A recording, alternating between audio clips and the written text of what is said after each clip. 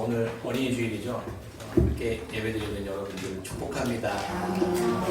우리 다음 세대 아이들 위해서 우리 축복하면서 박수 한번. 이따가 선물까지 같이 또 준비한 게 있으니까 축복하는 시간 잠깐 갖도록 하겠습니다. 지난주에 갑자기 지인 카톡방에 이렇게 뮤지컬 무료 티켓이 있는데 보실 분 이렇게 딱 올라온 거예요. 그래서 대안학교 딴 데서 이제 보려고 예매를 해놨는데 코로나가 이제 그쪽에서 터졌다고 해서 연장이 갑자기 생겼다고 해가지고 저 형을 바로 손 들어가서 서울에 압구정까지 다녀왔습니다. 1919년 1월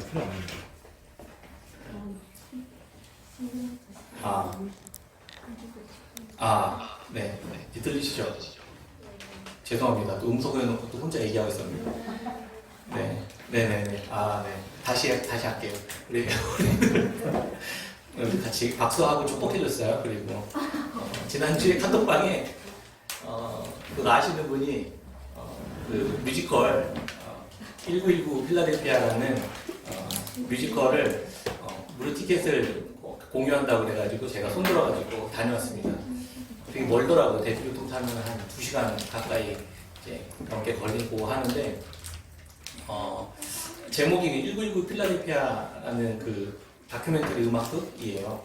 네, 보면은 1919년 4월 14일부터 16일까지 3일 동안 필라델피아 시 리틀 시어터에서 1차 한인 자유대회라는 것이 이제 열렸고 그것을 이제 소재로 한 이제 다큐멘터리 그 음악 뮤지컬이었거든요. 네, 1919년에 무슨 일이 있었죠? 역사. 네, 무슨 일이 있었어요.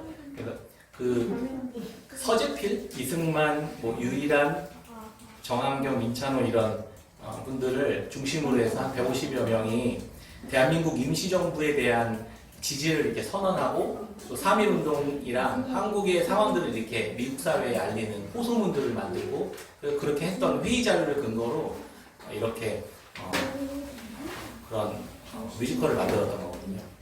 네, 100년 전이니까 100년 전에 무슨 일이 있었죠? 100년 전에 그 정도 전에 대한민국은 없었고 조선이었었죠, 그렇지? 그래서 일본의 그런 압제를 받고 나라를 잃고 고통당하고 그래서 그것에 이제 저항하다가 이제 독립운동 하시는 분들은 이제 다른 나라로 망명가고 도망가고 이렇게 했었던 일들이 우리나라에도 100년 전만 해도 있었습니다. 근데 그분들이 독립을 위해서 자기가 가지고 있었던 학력, 재산, 지혜, 지식 이런 것들이 이제 다 쏟아부으면서 나라의 독립과 또 자유를 위해서 자신의 삶을 투신하고 이렇게 살았던 그런 모습을 보면서 이렇게 음악, 이렇게 노래하고 이렇게 하는데 되게 감동이 이렇게 있더라고요. 오늘날 우리는 어떤 대의를 위해서 또 어떤 가치 있는 삶을 위해서 내 삶을 쓰고 있는가 이런 생각을 해보니까 되게 부끄럽기도 하고 그런 시간을 가졌었습니다. 그 해에는 또 3.1운동도 있었죠. 그래서 많은 사람들이 감옥에 가기도 하고 죽임을 당하기도 했습니다. 근데 그때 이제 회의를 이렇게 진행하는데 그때 당시에도 이렇게 찬양으로 회의를 시작하고 또 대한민국의 헌법의 기초가 되는 문서들을 서로 기독교 신앙과 믿음의 근거에서 또 호소문들을 작성하고 회의하고 다시 또 수정하고 이러면서 진행하는 모습을 보면서 하나님께서 정말 대한민국을 정말 많이 사랑하시는구나. 하나님의 사람들을 이렇게 또 곳곳에서 사용하셨구나. 이런 생각이 많이 들었습니다. 근데 그때 당시에 그렇게 있었던 분들이 그때 상황은 되게 끔찍하고 소망이 없었잖아요. 많은 사람들이 죽임을 당하기도 하고 저항하다 감옥에 끌려가고 이런 시간들이 있었거든요. 우리가 이렇게 살아갈 수 있었던 것은 그런 분들의 헌신과 희생이 있었기 때문입니다. 근데 그때 당시에는 아무것도 보이지 않았잖아요.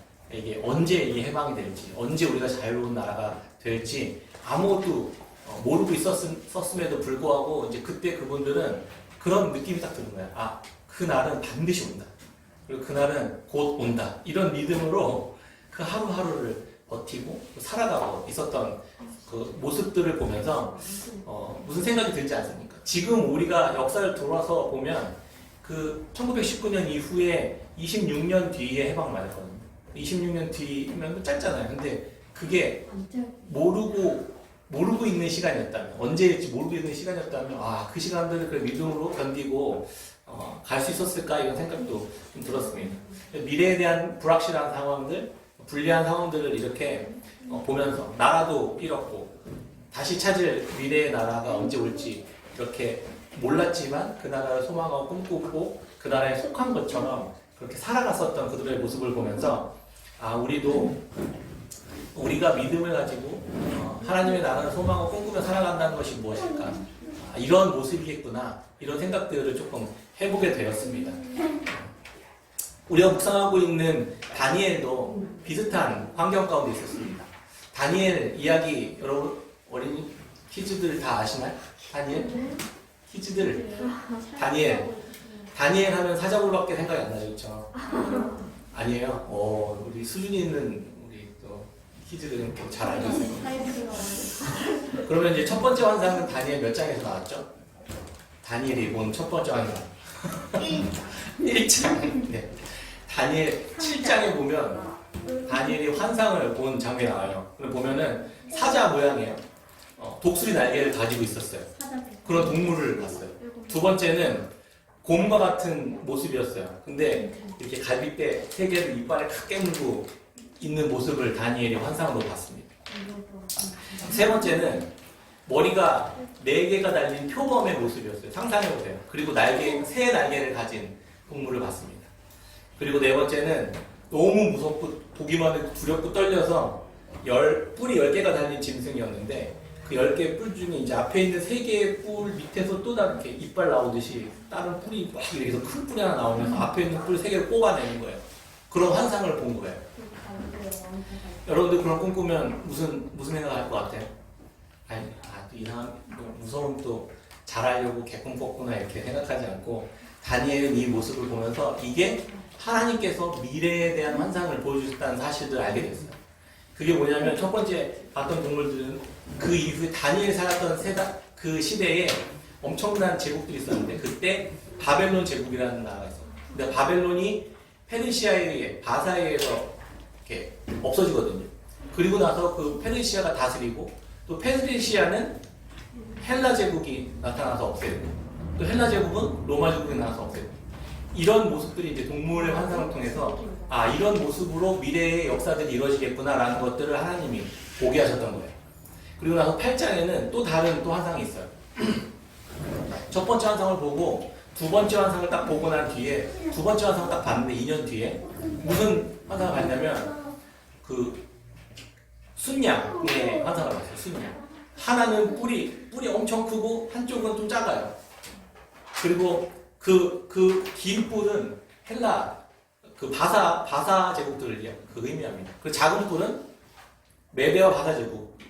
그 나중에 그 메대 제국이 바사 제국이 메대 제국을 이렇게 잡아먹거든요. 그래서 이게 하나는 뿔이 큰 거예요. 이기는 그 센 나라가. 이런 환상들을 되게 많이 봤어요. 그러면서 미래에 이런 나라들이 계속 생길 것이고 또 그런 나라들이 엄청 두렵게 있지만 그럼에도 불구하고 우리들은 이 사실을 미리 다니엘에게 하나님께서 알려주셨던 거예요. 왜 이렇게 알려주셨을까요? 이 환상을 보고 난 이후에 다니엘이 살았던 그 시대 이후에 이 일들이 실제 역사에 일어납니다. 지금 우리가 이제 공부하는 여러분 나중에 공부하게 되겠지만 세계사를 공부하게 되면 이 일들이 실제로 기록되고 있습니다. 순정소는 헬라 제국을 상징하고 헬라 제국의 알렉산더 대왕이라는 이야기 들어보셨어요? 알렉산더 들어보셨어요? 엄청나게 넓은 영토를 차지하는 왕이었는데 33살에 갑자기 젊은 나이에 열병으로 죽습니다. 32살에 32살인가? 네. 역사를 너무 잘 알아가지고 제가 너무 긴장돼요. 그때 갑자기 이 왕이 죽으니까 그 밑에 있었던 4명의 장수들이 나라를 4등분으로 쪼개가지고 나눠 먹습니다. 그런데 그때 다시 또 넷이서 또 싸워요.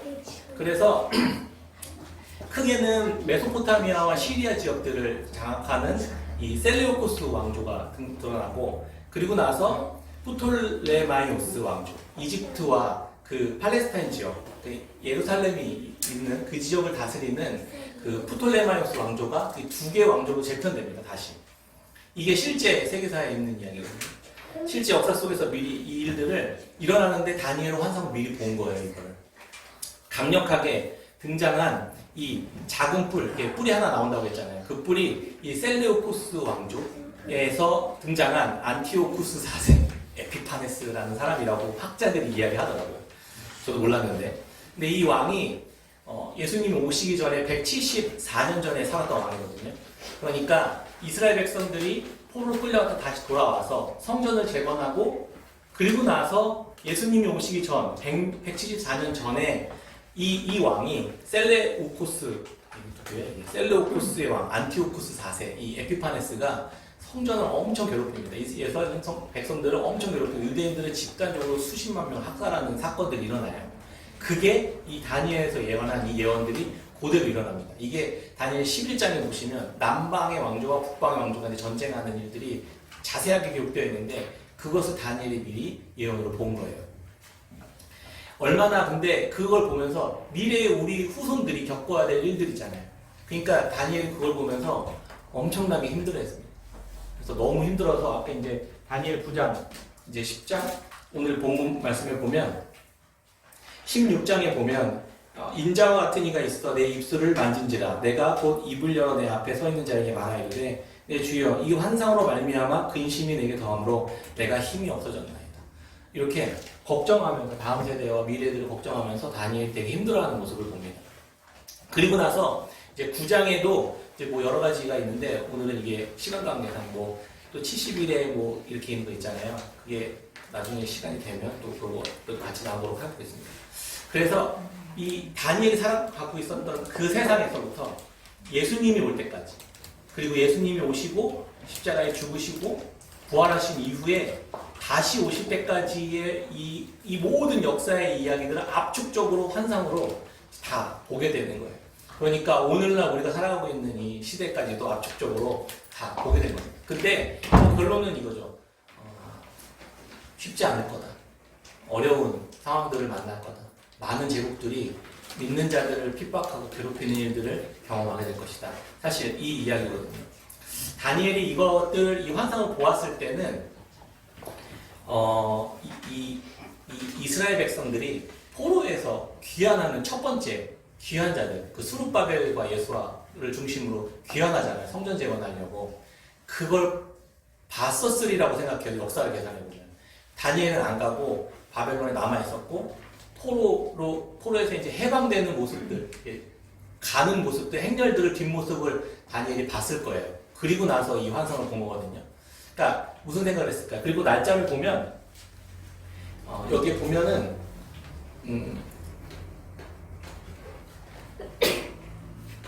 10장 4절에 보면 첫째 달 24일에 내가 힛대길이라 하는 큰 강가에 있었다 이렇게 이야기하거든요. 첫째 달 14일이면 6월절과 무교절이 지나고 난 이후예요. 그러니까 다니엘은 무교절 절기를 생각하면서 옛날에 과거에 이스라엘 백성들이 이 이집트, 애굽에서 출애굽하던 생각들을 했었을 거 아니에요. 6월절이나 무교절을 생각하면. 그러니까 그 묵상을 하고 있고 첫 번째 포로 귀환을 하는 그 백성들의 뒷모습을 보는 거죠. 그러면은 그 관계 속에서 무슨 생각을 했을까요? 출애굽하는 이스라엘 백성들을 또 보게 됐던 그런 생각을 하게 되는 거죠. 출애굽한 이스라엘 백성들을 보면 뒷모습을 보면 무슨 생각할까요? 아, 이제 이들이 약속의 땅 가나안에 쑥 들어가겠구나 이런 생각을 할까요? 역사를 알고 있었다면. 다니엘은 이스라엘 백성들이 출애굽한 뒤에 광야에서 40년 생활했을 거라는 사실들을 알고 있었다면. 그러니까 이스라엘 백성들이 포로에서 끌려간 1차 포로 귀환자들을 보면서 이들이 광야 같은 삶을 이제 또 살아가게 되겠구나. 그러나 약속의 땅 가나안을 향해 가는 여정이겠구나라는 이 두 가지 생각들을 했으리라는 생각을 합니다. 그래서 이 생각을 하면서 이제 하나님 앞에 엎드려서 이제 기도하는 겁니다. 하나님, 이 일들이 우리 사람들, 우리 후손들에게 일어나게 될 텐데 우리는 이제 어떻게 하면 좋겠습니까? 이랬을 때 다니엘 앞에 또 다른 환상으로 예수님이 등장하는 것을 볼 수 있습니다. 다니엘 10장 5절 6절 우리 같이 한번 볼까요? 10장 5절 6절 읽으실 수 있는 분들은 다니엘 5장 10장 5절 6절 같이 한번 읽도록 하겠습니다. 시작. 그때에 내가 눈을 들어 바라본즉 한 사람이 세마포 옷을 입었고 허리에는 우가스 순금띠를 띄었더라. 또 그의 몸은 황옥 같고 그의 얼굴은 번개빛 같고 그의 눈은 햇불 같고 그의 팔과 발은 빛나는 뚝과 같고 그의 말소리는 무리의 소리와 같더라. 환상으로 어떤 한 존재를 만났는데 이 존재가 이게 하고 있는 모습을 보니까 요한계시록에서 요한이 예수님을 만났을 때 보았던 형상 그 모습과 굉장히 비슷한 것을 알 수 있습니다. 근데 많은 학자들은 근데 예수님 아니고 천사일 거다 이렇게 이야기하는데 저는 예수님이라고 생각해요. 예수님을 만났을 거라는 생각을 합니다. 그러면서 이 무시무시한 존재 앞에 그분을 만나고 다니엘은 바로 기절합니다. 그 바울이 다메섹으로 가는 길에서 예수님을 만나고 엄청나게 큰 소리 들었잖아요. 그리고 나서 그냥 눈이 멀고 엄청난 위험을 경험했는데 다니엘도 비슷한 경험을 한 것 같아요. 그리고 나서 많은 사람 옆에 같이 있었던 사람들 막 다 도망가고 자기만 딱 남았습니다. 우리는 하나님, 예수님을 어떤 식으로 아냐면 많이 이렇게 친구처럼 우리 이렇게 많이 대하잖아요. 근데 예수님은 그런 분이 아니고 그런 분이면서 동시에 엄청나게 이 세상을 다스리시고 주관하시고 또 어미하시는 하나님이시라는 사실들을 우리가 이 말씀을 통해서 알 수 있습니다. 그런데 이분이 어떤 이야기를 하냐면 다니엘이 기도를 할 때 이 영안이 확 열립니다. 우리가 이 보이지 않는 세상이 어떻게 펼쳐져 있고 이 세상이 어떤 보이지 않는 세계에 다스려지고 있는지가 확 열리는 겁니다. 그러면서 이 천사가 이야기해 주는 거예요. 너가 기도하기 시작했을 때 하나님이 응답을 보내셨다. 그런데 바사왕의 군주가 나를 막아서 이 소식을 전하지 못하도록 막아서 21일 동안 좀 지체됐었어 라고 소식을 설명해줘요. 그러니까 이 땅에서 우리가 살아갈 때 이 세상에서 벌어지는 일들이 일어나지만 이 세상에서의 일들은 보이지 않는 세상에서 결정되는 결론에 의해 벌어지는 일들이라는 사실들을 이야기해주고 있는 겁니다. 다니엘은 그 사실을 알았던 거예요. 하나님이 정말 이 세상을 다스리시고 이 역사를 주관하시고 통치하시는 분이시고 그리고 하나님 앞에 겸손히 금식하고 그다음에 먹을 것들 또 바르는 것들 다 멈추고 절제하면서 하나님 앞에 금식한 21일 동안 기도를 합니다. 근데 그때 이 소식을 들은 거죠.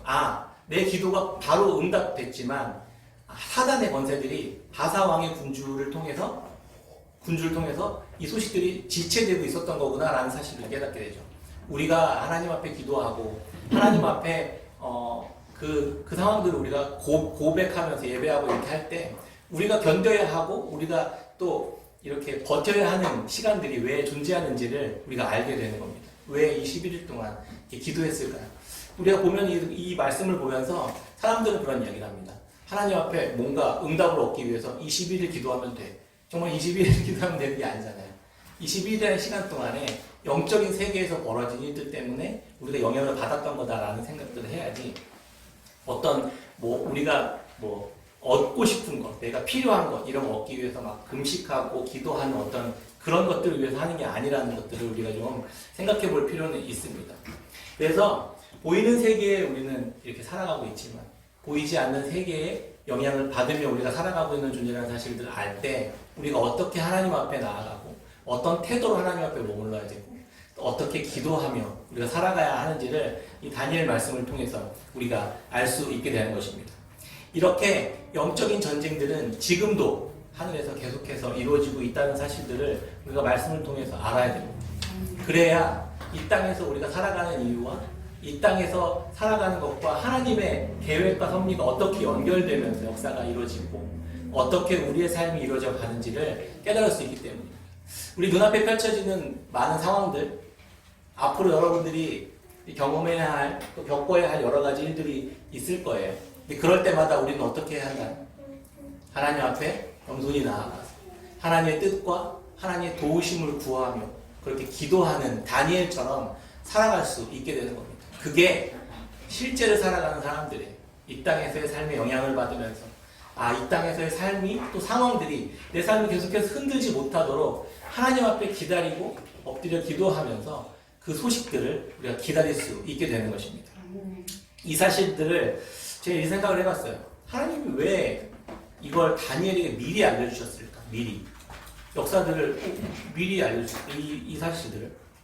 하나님의 자녀들은요, 이 세상의 역사와 보이지 않는 영적인 세계가 연결되어 있다는 사실들을 알고 살아가는 사람들이라는 사실들을 우리에게 알려주시기 위함이었습니다. 세상의 역사는 이 영적인 세계의 결과가 드러나는 현장일 뿐입니다.